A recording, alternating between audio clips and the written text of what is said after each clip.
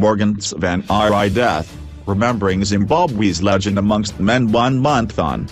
Tsvangirai, the veteran Zimbabwean opposition leader who fought Robert Mugabe's regime for many years, died on Wednesday 14 February after battling against cancer, and today marks exactly 1 month since he left.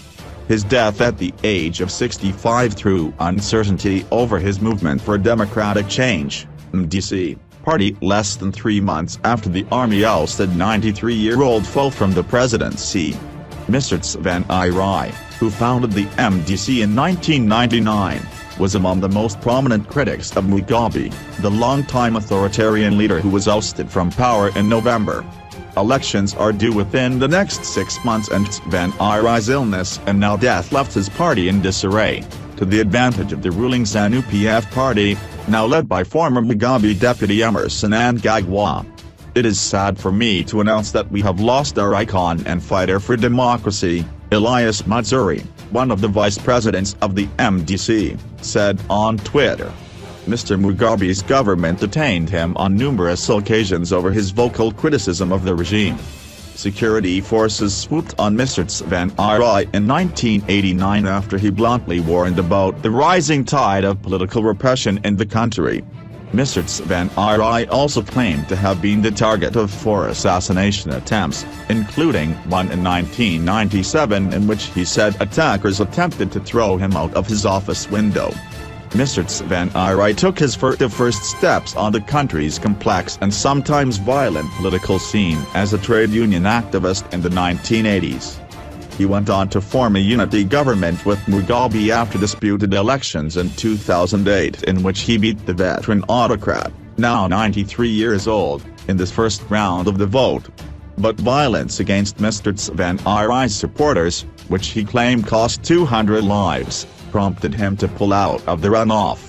Only outside mediation helped put the lid back on Zimbabwe's fractious politics and usher in a period of power sharing and relative calm. But Tsvangirai was quickly relegated to junior partner in the coalition and excluded from all major economic and foreign policy decisions, as well as from any debate over the role of the security services.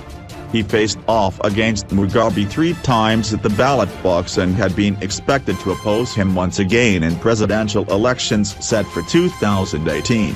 A non-smoker from Zimbabwe's majority Shona community, Mr. Tsvangirai had widely been seen as the best hope for reviving Zimbabwe's divided politics and moribund economy, and was a forceful anti-corruption advocate. Mr. Tsvangirai was recognized on several occasions for his commitment to political change, and was widely thought to have been shortlisted for the Nobel Peace Prize in 2008, 2009 and 2010. In 2009, just 3 weeks after becoming prime minister in Zimbabwe's first post-independence power-sharing government, his wife Susan was killed in a car crash that also left him injured. But some commentators suggested that it was his crushing defeat in fraud-riddled elections in 2013 that he was never able to recover from. And in 2016 he announced that he was undergoing chemotherapy to treat colon cancer. Mr. Tsvangirai Mnangagwa enjoyed a cordial relationship with the opposition veteran attending the new president's inauguration. Mr. Tsvangirai is survived by his second wife Elizabeth Makoka.